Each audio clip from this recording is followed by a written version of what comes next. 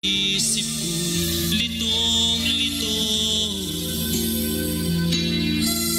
ngunit ikaw, Jesus, ang sa'king nagbigay gabay. Inakay mo ako sa landas ng buhay. Ang puso ko'y gagalak na magpuri sa ngalan mo. Ang himig ko'y laging laan sa pagsamba lamang sa'yo. Tunay ang dakila ka, O Diyos, sa buhay kong ito. Kaya't walang hanggang papuri ang alay ko sa'yo.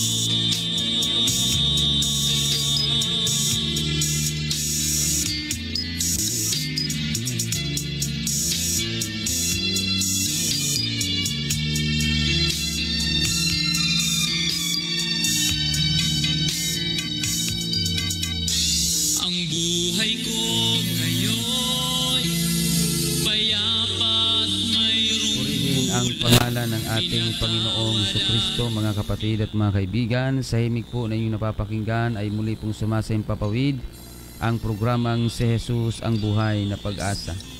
Sa pangalan po ng ating pong pastor, ako po ang inyong lingkod, Pastor Alfred Generalo ng United Pentecostal Church Matnog, na inyo pong mga kapili ngayon sa pag-aaral ng salita ng Panginoon.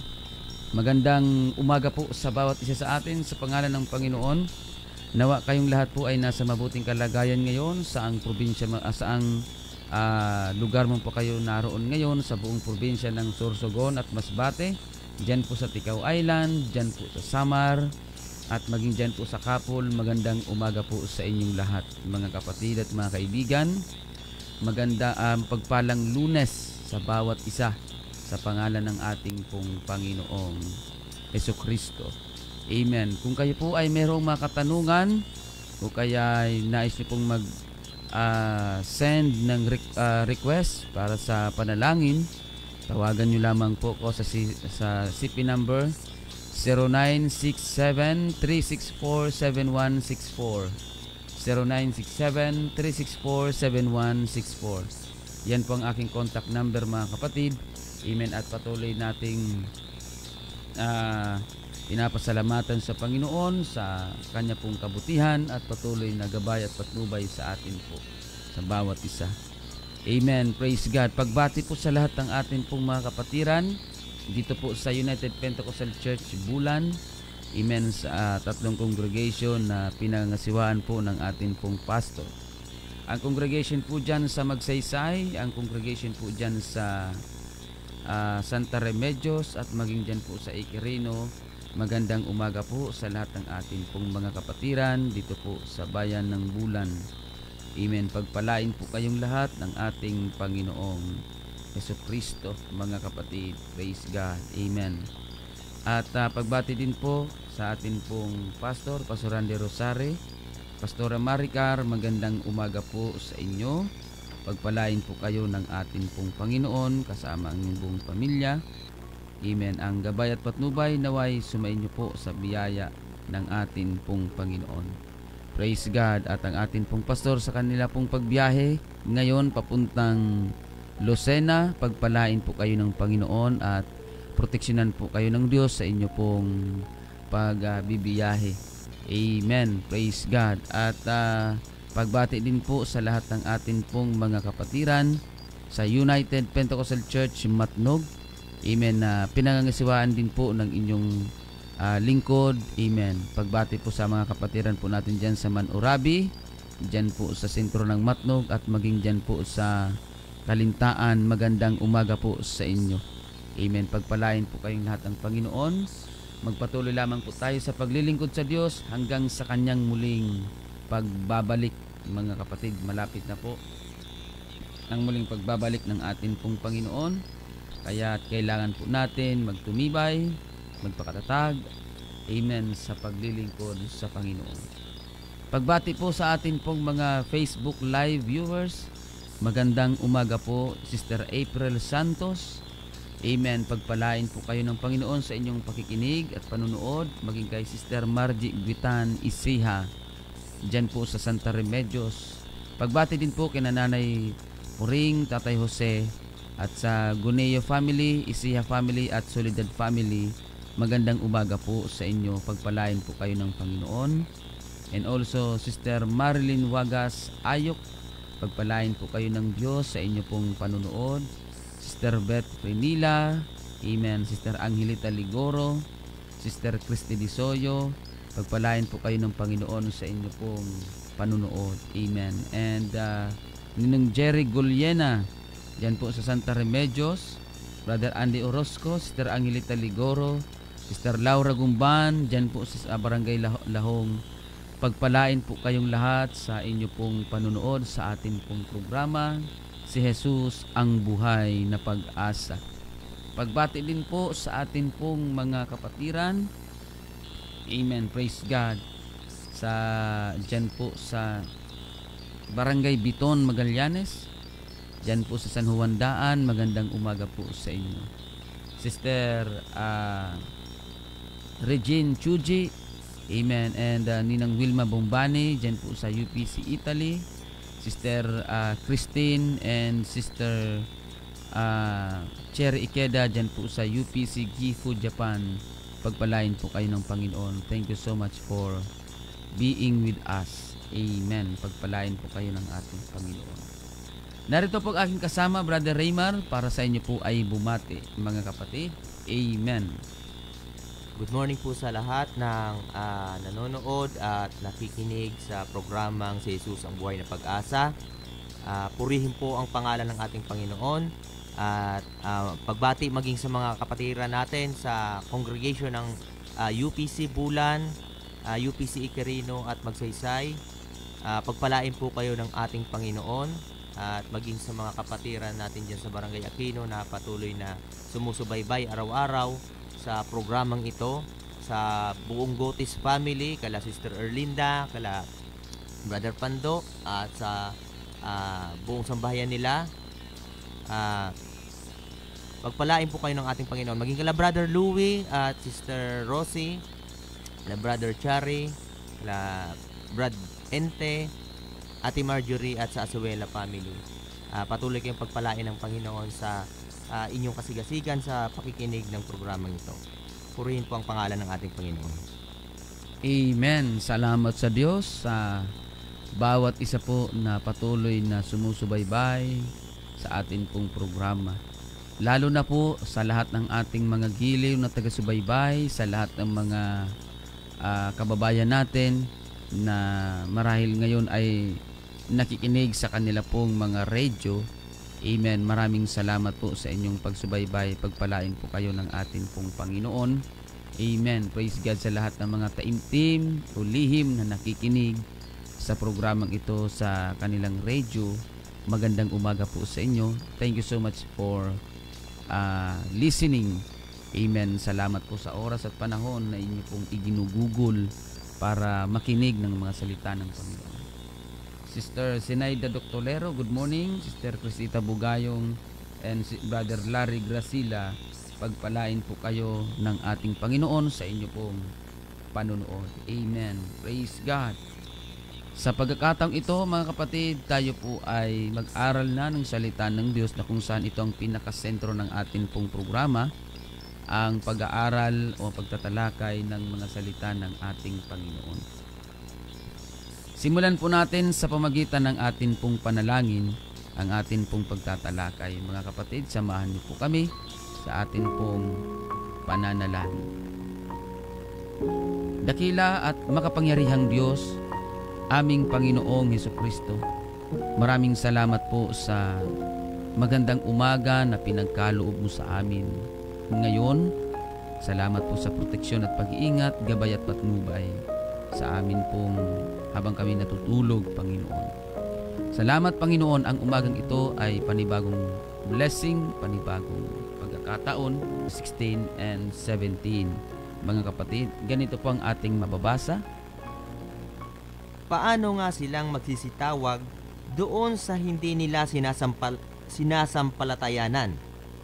At paano silang magsisisampalataya sa Kaniya na hindi nila napakinggan? At paano silang mga kikinig na walang tagapangaral? Datapwat, hindi silang lahat ay nakinig ng masasayang balita, sapagkat sinasabi ni Isayas, Panginoon, sino ang naniniwala sa aming balita? Kaya nga, ang paniniwalay nanggagaling sa pakikinig, at ang pakikinig ay sa pamamagitan ng salita ni Kristo. Amen. Purihin ang pangalan ng ating Panginoon. Ang ating pong pag-aralan ngayon ay tungkol po sa genuine faith. Authentic, mga kapatid, yung totoo at tunay na pananampalataya, mga kapatid, ang atin pong tatalakayin. Ang sabi ng Biblia sa sulat ni Apostol Pablo, Amen. Sabi ni Propeta Isaiah, Panginoon, sino ang nakinig ng amin pong balita? At bago yun, mga kapatid, sa verse 14, paano silang magsisitawag doon sa hindi nila sinampalatayanan? At paano silang magsisisampalataya sa Kanya na hindi nila napakinggan? At paano silang mga kikinig kung walang tagapangaral? Kaya napakahalaga po ang pangangaral ng salita ng Diyos. Napakahalaga na mayroong pangangaral ng salita ng Panginoon, sapagkat ito, sa pamamagitan nito, mga kapatid, na-i-educate tayo, amen, tungkol sa mga salita ng ating Panginoong Hesukristo. Sapagkat ang sabi sa verse 17, ang pananampalataya ay nagmumula sa pakikinig at sa pakikinig ng mga salita ng ating Panginoong Hesukristo, mga kapatid. Amen. Praise God. Sa pananampalataya, mga kapatid, amen, ang genuine faith, kasi lahat naman ng tao may pananampalataya. Pero hindi ibig sabihin ang pananampalataya na yun ay genuine. Amen. Iba-iba. Pag sinabing pananampalataya, ito yung mga bagay na inaasahan mo, naniniwala ka, kahit hindi mo nakikita. Sinasampalatayanan mo. According to Hebrews chapter 11 verse 1. Faith, mga kapatid, amen, praise God, is the substance of things, the evidence of things not seen, mga kapatid. So, ito yung mga bagay na sinasampalatayanan mo kahit hindi mo nakikita, kagaya ng Diyos.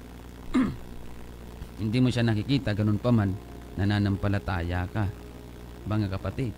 So, iba-iba ang pananampalataya ng mga tao, mga kapatid. Pero dito natin makikita kung saan magmumula ang tamang pananampalataya. Dito natin malalaman, mga kapatid, na mayroong maling pananampalataya at mayroong tamang pananampalataya na totoo. Kaya ang pag-uusapan natin dito, hindi yung maling pananampalataya, kundi ang tamang pananampalataya, genuine faith, authentic, mga kapatid, na pananampalataya, mga kapatid. Amen. Sapagat ang kinikilala lamang ng Diyos na pananampalataya, walang iba kundi yung pananampalataya na tama, na authentic. Pero saan ba magmumula yung tamang pananampalataya? At paano tayo makakakuha ng tamang pananampalataya? Kung titingnan muli natin sa Romans 10:17, pakinggan natin ang sinasabi. Kaya nga, ang paniniwala ay nanggagaling sa pakikinig, at ang pakikinig ay sa pamamagitan ng salita ni Kristo. Amen. So dito magmumula ang ating totoong pananampalataya sa pamamagitan ng pakikinig. Kaya mapalad yung nakikinig. Pero hindi lang nagtatapos doon. Sa pamamagitan ng pakikinig ng salita ni Kristo. Ito, ganito mga kapatid. Ang tamang pananampalataya, ito po ay matatagpuan natin o magmumula sa pamamagitan ng pakikinig ng salita ni Kristo. Take note, salita ni Kristo. Kaya kung meron man tayong dapat pinagmumulan o pinaghuhugutan ng ating pananampalataya, walang iba kundi ang mga sa pamamagitan ng salita ni Kristo. Dapat yung pananampalataya ng isang tao, mga kapatid, para yan ay maging authentic na pananampalataya mo, para yan ay maging totoo na iyong pananampalataya, dapat ang iyong pakikinggan ay ang salita ni Kristo. Hindi ang salita ng sinumang tao, hindi ang salita o aral ng mga propeta na nagpapakilala sa panahon ngayon, hindi yung mga salita ng mga tao na nagpapakilalang sugo, nagpapakilalang propeta, nagpapakilalang huling propeta, huling sugo. Hindi po yun ang salita nila, mga kapatid. Hindi sa kanila magmumula ang tamang pananampalataya. Kahit paggamitin nila, mga kapatid, yung aral, yung tawag doon, Biblia, mga kapatid, kapag ang isang tao ay mayroon ng sariling claim na labas sa kalooban o labas sa sinasabi ng banal na kasulatan, hindi po yun ang totoong pananampalataya. Hindi dyan magmumula ang totoong pananampalataya. Kaya nga mga kapatid, kapag naniwala ka, amen, doon sa mga tao na nagpapakilala na sugo sa huling araw, propeta sa huling araw, mga kapatid, kapag naniwala ka sa sinasabi nila na claim, yung pananampalataya mo hindi yun totoo, hindi yun genuine, hindi yun authentic, kaya hindi yun kikilalanin ng Diyos. Sapagat ang kinikilala lamang ng Diyos na klase ng pananampalataya, walang iba kundi ang pananampalataya na ang pinagmulan ay sa pamamagitan ng pakikinig ng mga salita ni Kristo. Kaya dapat salita ni Kristo ang pinag-uusapan natin, salita ni Kristo ang atin pong pinagbabasehan sa atin pong paglilingkod sa ating Panginoon. Hindi po totoo na mayroon pong huling sugo, huling propeta, huling mangangaral, huling anak. Wala pong aral na ganun ang Biblia. Wala po yan sa salita ni Kristo. Ang tanging salita lamang ni Kristo ang dapat nating paniwalaan, ang dapat nating sampalatayanan. Ang tanong, bakit sa salita lamang ni Kristo nagmumula o magmula ang tamang pananampalataya? Bakit salita ni Kristo, mga kapatid? Bakit hindi salita ng iba? Bakit salita pa ni Kristo? Ang Biblia po kasi nagsasabi, pakinggan natin dito sa Juan 6, John chapter 6 verse 68, pakinggan natin. Sinagot siya ni Simon Pedro, Panginoon, kanino kami magsisiparoon? Ikaw ang may mga salita ng buhay na walang hanggan. Yun ang dahilan kung bakit salita ni Kristo ang dapat nating sasampalatayanan. Dahil ayon kay Apostol Pedro, Panginoon, ikaw lamang, amen, ang may mga salita ng buhay na walang hanggan.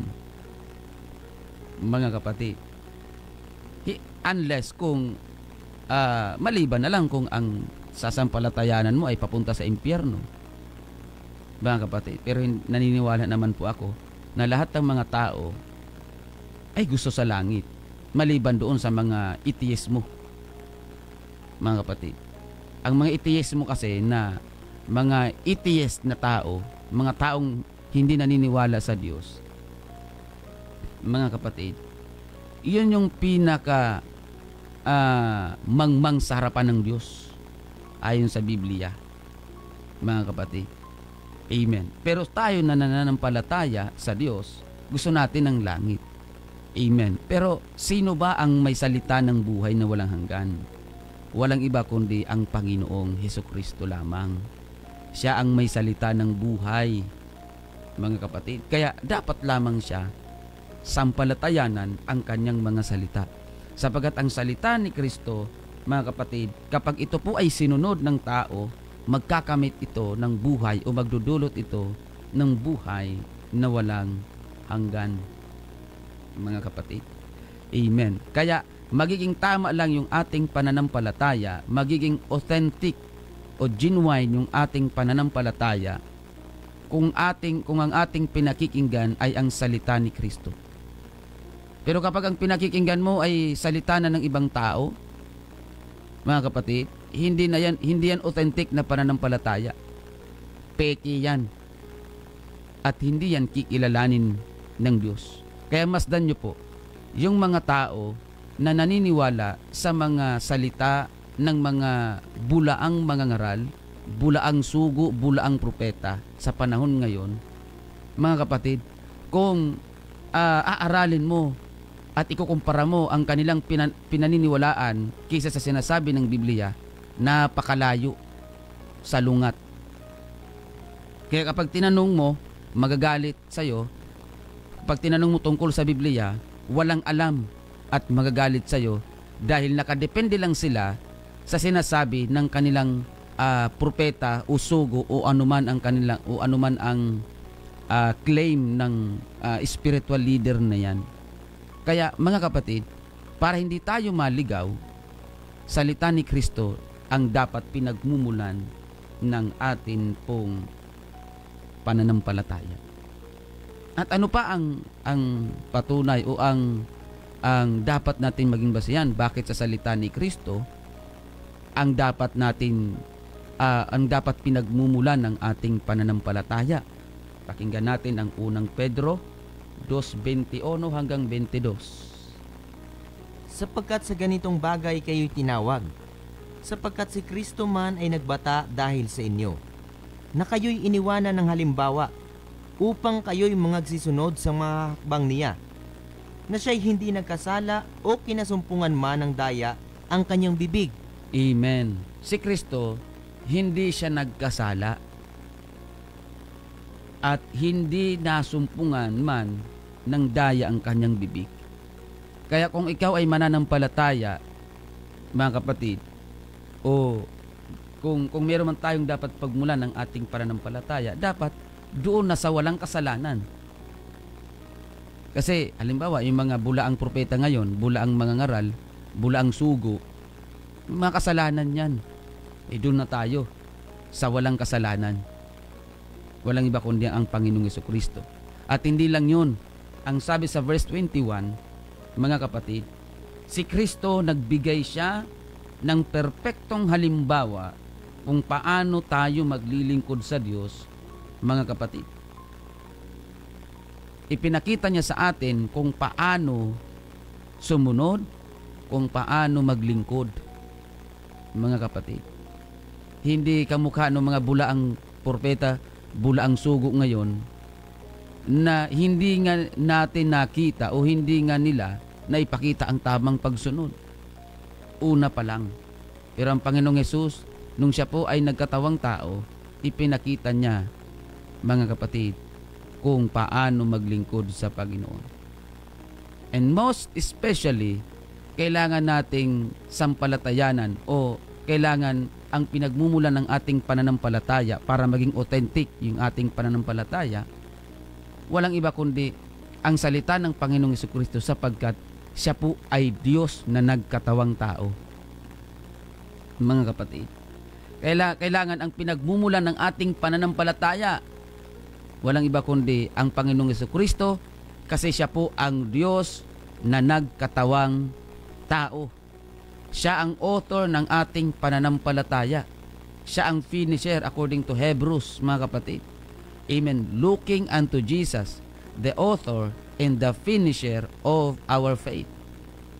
Siya ang sumasakdal ng ating pananampalataya. Siya ang pinagmumulan ng ating pananampalataya at siya rin ang magsasakdal ng ating pananampalataya kung yan po ay karapat-dapat, mga kapatid. Kaya dapat ang pinagmumulan ng ating pananampalataya, dapat salita ni Kristo.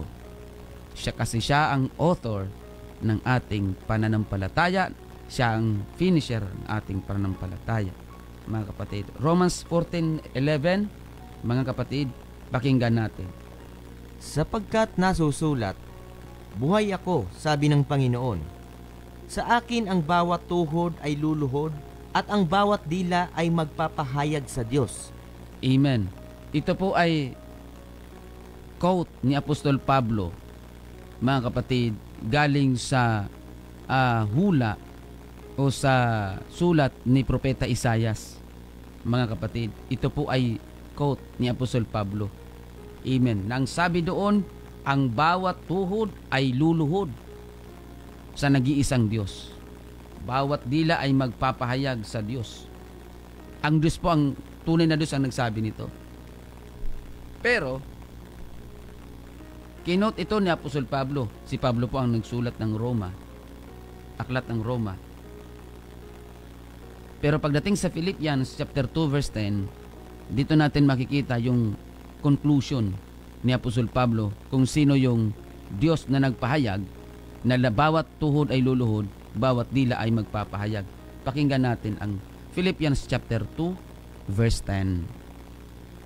Upang sa pangalan ni Jesus ay iluhod ang lahat ng tuhod ng nangasa langit at ng nangasa ibabaw ng lupa at ng nangasa ilalim ng lupa. Amen. Dito natin makikita yung consistency, mga kapatid, yung accuracy nung pagsulat ni Apostol Pablo. Sabi niya sa aklat ng Roma, mga kapatid, amen. Kinote niya yung sinabi ni Propeta Isaiah, mga kapatid. Sa pangalan o sa ang sabi ng Panginoon, yung Diyos ng Israel, sa akin ang bawat tuhod ay luluhod at ang bawat dila ay magpapahayag sa Diyos.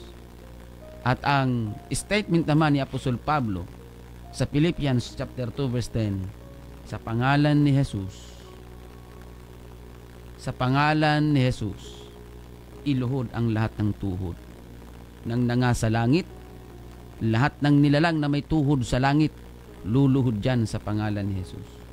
Lahat ng nilalang sa ibabaw ng lupa at maging sa ilalim ng lupa, luluhod dyan sa pangalan ni Jesus. Dito natin makikita yung declaration ni Apostol Pablo ng supremacy and omnipotent power ng ating Panginoong Jesucristo.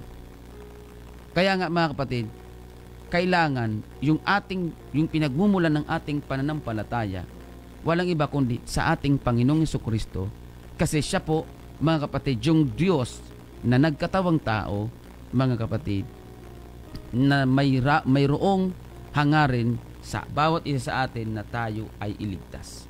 Kaya para maging authentic ang ating pananampalataya, hindi ito mawalan ng kabuluhan, kailangan, mga kapatid, meron niyang pinagbabasihan, meron niyang pinagmumulan. Hindi naman pwede na manampalataya ka na walang sumagi sa isip at puso mo. Hindi po ganun. Ang sabi sa key verse natin, mga kapatid, ang faith cometh by hearing. So habang ikaw ay nakikinig ng mga salita ng Diyos sa umagang ito, amen, doon uusbong ang iyong pananampalataya sa Panginoon, mga kapatid. Amen. Praise God. Purihin ang pangalan ng ating Panginoong Jesucristo. Kaya nga, ano ang sabi ng Panginoong Hesus tungkol sa kanyang sarili? Mga kapatid, pakinggan natin ang Juan 14:1. Huwag magulumihanan ang inyong puso. Magsisampalataya kayo sa Diyos. Magsisampalataya naman kayo sa akin. Amen. Yun ang sabi ng Panginoong Jesucristo. Huwag magulumihanan ang inyong mga puso. Magsisampalataya kayo sa Diyos. Magsisampalataya naman kayo sa akin. So, paano tayo mananampalataya sa dalawa? Ang sabi ng Panginoong Hesus, you cannot serve two masters at the same time. Bakit sinabi ng Panginoong Hesus, magsisampalataya kayo sa Diyos, magsisampalataya naman kayo sa akin? Mga kapatid, kasi nga ang Panginoong Jesucristo, siya yung nag-iisang Diyos na nagkatawang tao. Nung siya nagsasalita, mga kapatid, siya po ay nasaan yung tao. Mga kapatid. Pero yung sasampalatayanan natin, mga kapatid, sa Kanya, na Kanyang mga salita, praise God, yun yung magbibigay ng authentication, amen, genuine faith sa bawat taong sasampalataya. Ngayon, bakit kay Jesus tayo sasampalataya? Bakit sinabi ng Panginoong Hesus, magsisampalataya naman kayo sa akin? Bakit? Dahil ang sabi dito sa verse 6, pakinggan natin ang sinasabi sa verse 6 ng chapter 14 ng John. Sinabi sa kanya ni Jesus, Ako ang daan at ang katotohanan at ang buhay. Sino man ay di makaparoroon sa Ama, kundi sa pamamagitan ko. Kaya pala sinabi ng Panginoong Hesus, magsisampalataya kayo sa akin, sapagkat siya po ang daan, ang katotohanan at ang buhay. Kaya magiging makabuluhan lang ang ating pananampalataya kung ang ating pananampalataya ay nagmumula sa mga salita ni Kristo, sapagkat si Kristo ang daan, si Kristo ang katotohanan at ang buhay.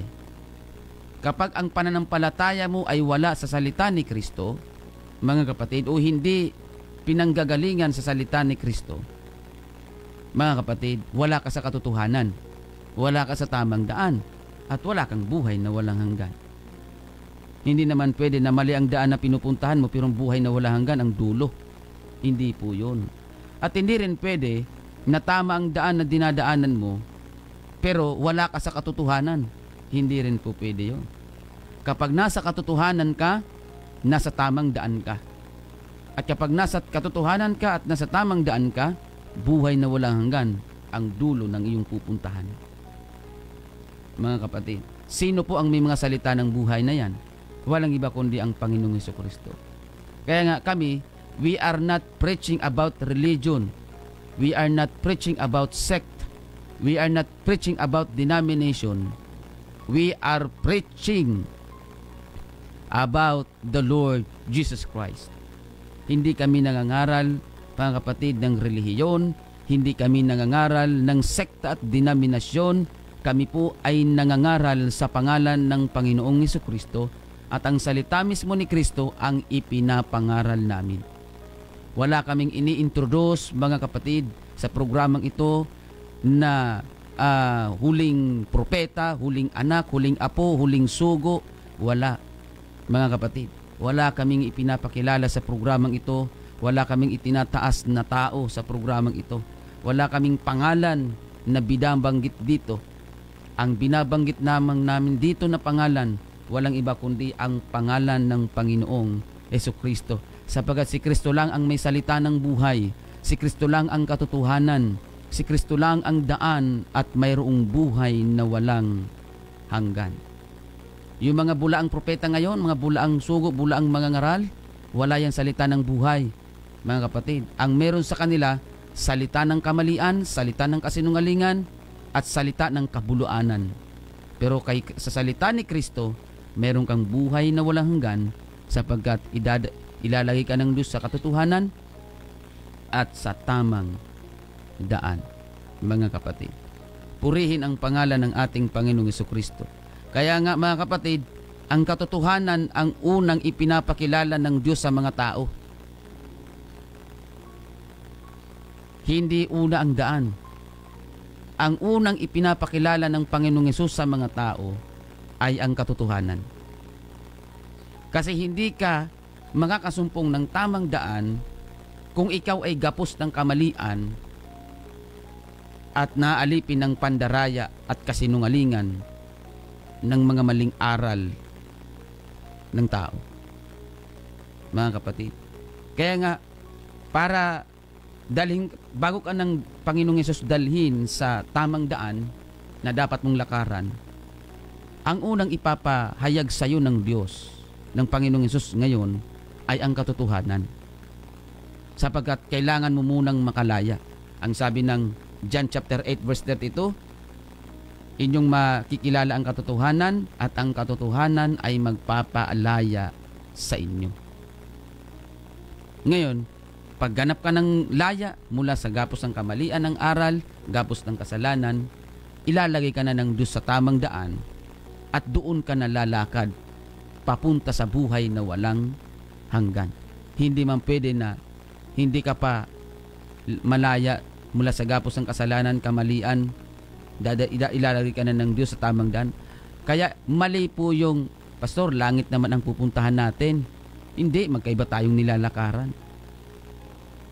Mga kapatid, hindi man pwede na parehas tayo gustong pumunta ng Sorsogon. Ang daan mo, ang biyahe mo papuntang Samar, tapos sasabihin mo papunta kang Sorsogon. Hindi man pwede yun. May tamang daan papuntang Sorsogon. At kapag hindi ka dumaan doon, hindi ka mapupunta ron. Ganon din ang langit. May tamang daan papuntang langit. Kaya hindi porket, mga kapatid, daanan yan, dadaanan mo na. Hindi. May tamang daan papuntang langit. At ang tamang daan na yan, walang iba kundi ang Panginoong Hesukristo. sa pamamagitan ng kanyang mga salita, kaya dapat tama lang ng pinagmumula ng ating pananampalataya ay ang salita ni Kristo, sapagkat siya lang ang may buhay na walang hanggan. Kaya mga kapatid at mga kaibigan, kung gusto mo ng langit, huwag kang maniwala sa mga huling propeta, huling sugo, huling mga ngaral, huling anak. Huwag kang maniwala dyan. Bulaan yan. Ipapahamak ka lang yan, mga kapatid. Dumirekta ka sa Panginoong Hesus. Maniwala ka sa kanyang salita. Manampalataya ka sa kanyang salita. Kaya nga sabi ng Panginoong Hesus, magsisampalataya din naman kayo sa akin. Bakit? Sinabi ni Kristo, kasi siya po ang daan, ang katotohanan at ang buhay. At siya po, mga kapatid, ang may mga salita ng buhay, ayon sa sanabi ni Apostol Pedro. Kaya nga sabi ni Apostol Pedro, Panginoon, saan naman kami pupunta? Kasi yung time na yun, mga kapatid, ang senaryo na yun yung time na sinaway ng Panginoon yung mga tao na sumusunod sa Kanya, nang habol naman, ang habol lang naman sa Panginoon ay pagkain. Kasi pinakain kasi ng Panginoon yung 5,000 lalaki, pinakain niya. Ngayon nabalitaan ng mga tao, sumunod. Doon na sila nagsimula na sumunod sa Panginoong Hesus. Sabi ng Panginoon, sumusunod kayo sa akin, hinahanap niyo ako, hindi dahil sa mga sa mga tandang nakita niyo, kundi dahil kayo ay nangabusog. Ngayon, nagbiglang nagsialisan yung mga tao kasi sinaway ng Panginoon. Nung nagsialisan yung lahat ng mga tao, tumingin ang Panginoon sa kanyang mga alagad. O kayo, aalis din ba kayo kagaya nila? Si Pedro ang nag-reply. Sabi ni Apostol Pedro, Panginoon, kung aalis kami, saan naman kami pupunta? Ikaw lang ang may salita ng buhay. Mga kapatid, sana ganun ang ating statement. Sana ganun ang ating pong stand. Sana ganun ang ating paninindigan, na sa panahon na tayo ay nangihina, sa panahon na tayo ay nadi-discourage, sa panahon na tayo ay may problema, kagipitan, kawalan, karamdaman, mga kapatid, sa panahon na tayo ay nawawalan ng pag-asa, sana ganun ang ating paninindigan. Panginoong Hesus, kung lalayo ako sa iyo, saan pa ako pupunta? Yung statement ni Apostol Pedro, yun po ang nagpapatunay na walang ibang daan patungo sa buhay na walang hanggan, kundi si Kristo lang. Mga kapatid, amen. Praise God. Purihin ang pangalan ng ating Panginoong Hesukristo. John 5:39, mga kapatid, and 40, at mag-jump tayo sa verse 42. Pakinggan natin, mga kapatid. Saliksikin ninyo ang mga kasulatan, sapagkat iniisip ninyo na sa mga yaon ay mayroon kayong buhay na walang hanggan, at ang mga ito'y siyang nagpapatotoo tungkol sa akin. At ayaw kayong magsilapit sa akin upang kayo'y magkaroon ng buhay. Datapwat nakikilala ko kayo, na kayo'y walang pag-ibig ng Diyos sa inyong sarili. Purihin ang pangalan ng Panginoon. So sabi niya po ng Panginoong Hesus, saliksikin ninyo ang mga kasulatan, sapagkat meron kayong buhay na walang hanggan.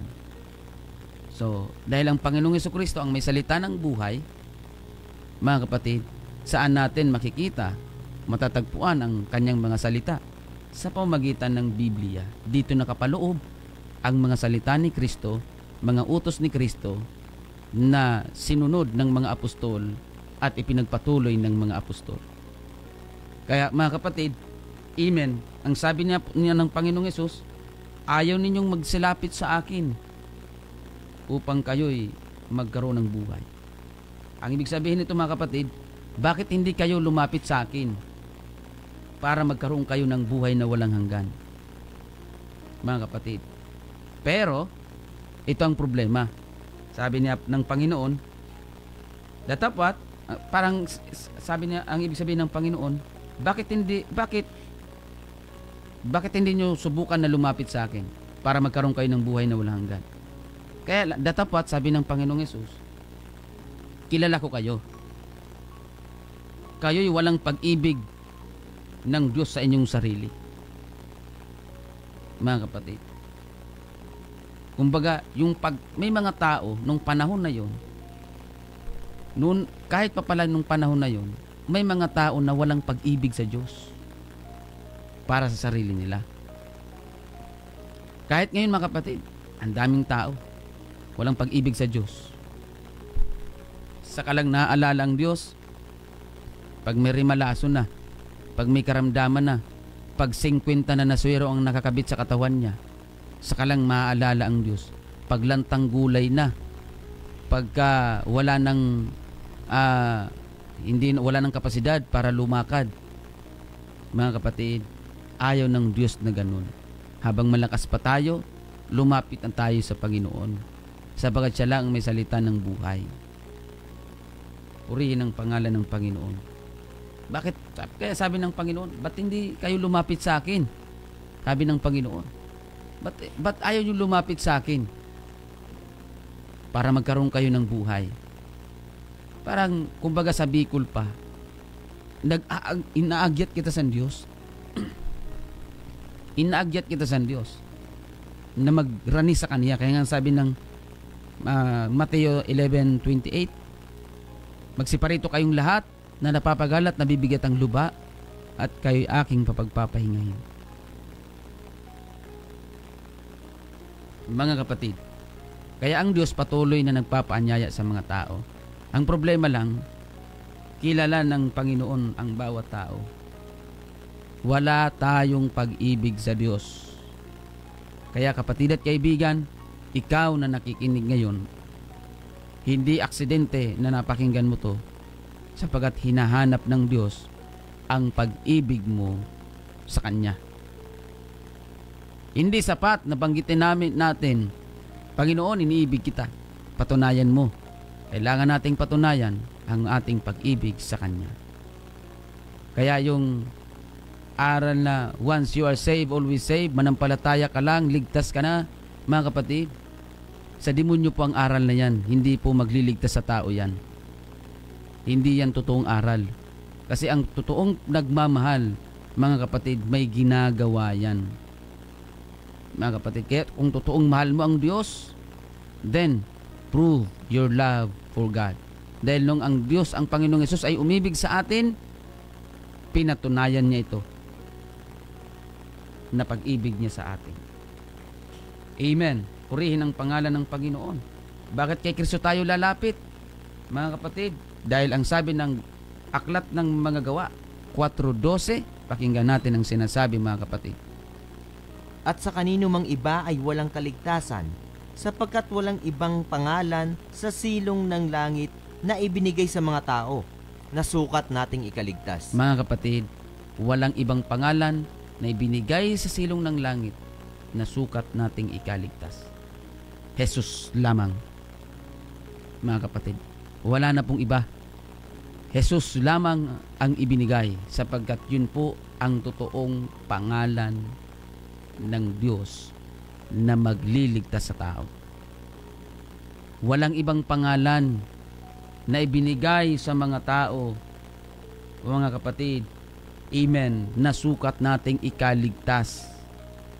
Kaya kapag mayroong nangaral sa inyo na ako ay huling sugo, ako ay huling propeta, mga kapatid, wala dyan hindi yan na pangalan ang ibinigay sa mga tao para ikaligtas natin. Kaya nga maraming mga bulaan talaga ang lalabas. Maraming mga bulaang sugo, bulaang mangangaral, bulaang propeta na nagpapakilala sa panahon ngayon. Pero kung uunawain natin ang Acts chapter 4 verse 12, wala pong ibang pangalan ang ipinakilala sa silong ng langit na sukat nating ikaligtas. Ibig sabihin, tanging sa pangalan ni Jesus lamang magkakaroon ng kaligtasan ang bawat tao. Kaya kapag mayroong nagpapakilala na sugo, mga kapatid, anuman ang pangalan niya, may magpakilala man na propeta, anuman ang pangalan niya, wala sa kanilang pangalan ang kaligtasan. Kaya wag natin silang pakinggan, anuman ang kanilang aral. Kasi ang mga tao po na mga bulaan, na mga ngaral, bulaang propeta, bulaang sugo, may mga sariling claim yan eh. Ang claim ng bulaang propeta, siya ang huling propeta. Ang claim ng bulaang sugo, siya ang huling sugo. Mga kapatid. Pero hindi sa pangalan nila, hindi nakakabit sa kanilang pangalan, mga kapatid, yung kaligtasan. Kaya kahit ano pang sabihin nila, kahit paggamitin nilang front si Kristo, kahit gamitin pa nilang front ang salita ng Diyos, hindi yun dapat paniwalaan dahil wala sa kanilang pangalan ang kaligtasan. Ang pangalan, ang kaligtasan po ay nasa pangalan ni Jesus. Mga kapatid, kaya nga dapat ang pinag-umumulan ng ating pananampalataya hindi sa mga sinasabi o ipinapangaral ng mga bulaang mangangaral, bulaang sugo, bulaang propeta, kundi sa pangalan ni Jesus, ang salita ni Jesus, dun dapat nagmumula ang ating pananampalataya. Dahil sa salita ni Kristo, ang pananampalataya sa pamagitan ng salita, pakikinig ng salita ni Kristo, yan po ang pananampalataya na authentic, genuine, totoo, mga kapatid. Amen. Ang genuine na pananampalataya ay hindi manggagaling o magmumula sa pakikinig ng salita ng sinuman, kundi sa pamagitan lamang ng pakikinig ng salita ni Kristo. Kapag hindi galing sa salita ni Kristo, peke na pananampalataya yun, mga kapatid. Kaya, mga kapatid at mga kaibigan, make sure na yung pinagmumulan ng ating pananampalataya ay galing sa mga salita ni Kristo. Dapat, ano po ang ibig sabihin niyan, Pastor? Ang ibig sabihin niyan, kung makikilala natin na ang pananampalataya mo ay nagmumula o ang pinanggagalingan ng iyong pananampalataya ay totoo na ay galing kay Kristo kapag ang iyong paniniwala ay sumasang-ayon sa sinasabi ni Kristo. Kapag ang paniniwala mo salungat sa sinasabi ni Kristo, hindi yan mga kapatid, yung pananampalataya mo hindi nagmumula sa salita ni Kristo, mga kapatid. Kaya kapag mali, kapag hindi sa salita ni Kristo nagmula ang ating pananampalataya, hindi yun tama at totoong pananampalataya, mga kapatid. Amen. Kaya last verse siguro na ating ipaglilingkod, Colossians chapter 3 verse 16 to 17, pakinggan natin. Manahanan nawang sagana sa inyo ang salita ni Kristo. Ayon sa buong karunungan, kayo'y mga turuan at mga paalalahanan sa isa't isa sa pamamagitan ng mga salmo at ng mga himno at mga awit na ukol sa Espiritu, na magsiawit kayong may biyaya sa inyong puso sa Diyos. At anumang inyong ginagawa sa salita o sa gawa, gawin ninyong lahat sa pangalan ng Panginoong Hesus, na nagpapasalamat kayo sa Diyos sa pamamagitan niya. Mga kapatid, ito po ay paalala o utos ng Panginoon.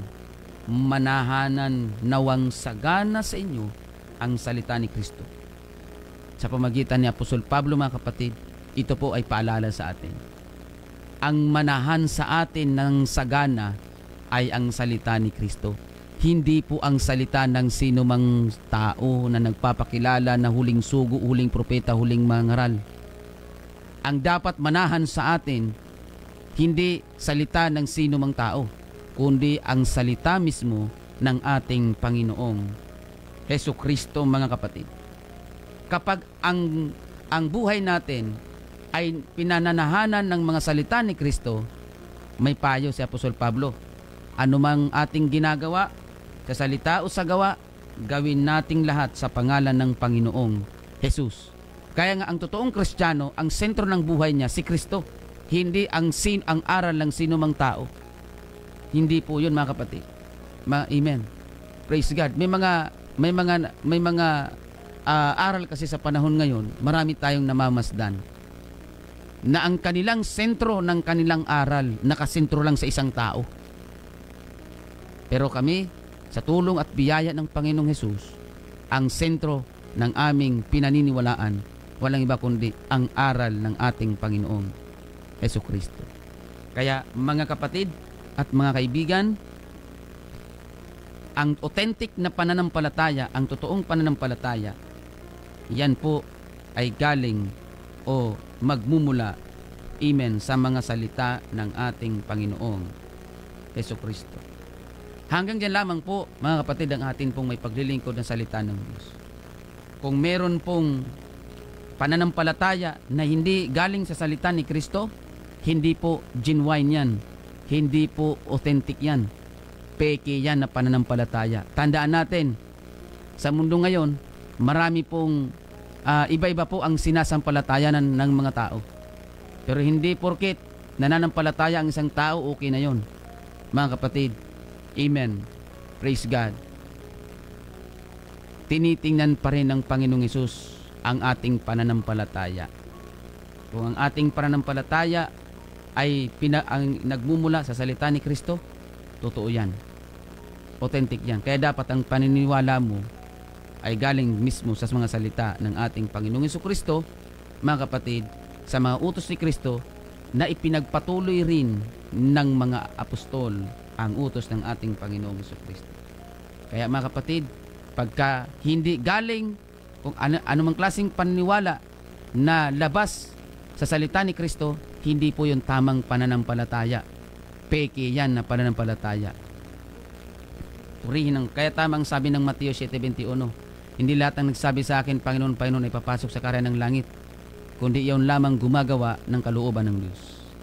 Mga kapatid, tayo po ay manalangin sa ating pansamantalang pagtatapos. Dakila at makapangyarihang Diyos, maraming salamat po sa napagandang pagtatalakay na ito, na kung meron man kaming dapat pagmula ng aming pananampalataya para ito ay maging authentic, para ito ay maging genuine, Panginoon, ito ay dapat magmumula sa pakikinig ng iyong mga salita, sa iyong mga salita. Panginoon, tulungan mo po kami, ang aming mga kababayan, radio listeners and Facebook live viewers. Lord, touch our hearts. Pagkaluban mo kami ng kaunawaan, karunungan, upang aming lubos na maintindihan ang mga salita mong aming napapakinggan sa programang ito. Panginoon, palayain mo po ang amin pong mga kababayan na marahil nagagapos sa maling paniniwala, maling katuruan na labas sa iyong salita. Lord, samahan mo po sila. Bigyan mo po sila ng katapangan na harapin ang katotohanan na iyong ipinapahayag sa programang ito. Thank you very much, Lord. In Jesus' name we pray. Amen. Mga kapatid, maraming salamat po sa inyong pagsubaybay.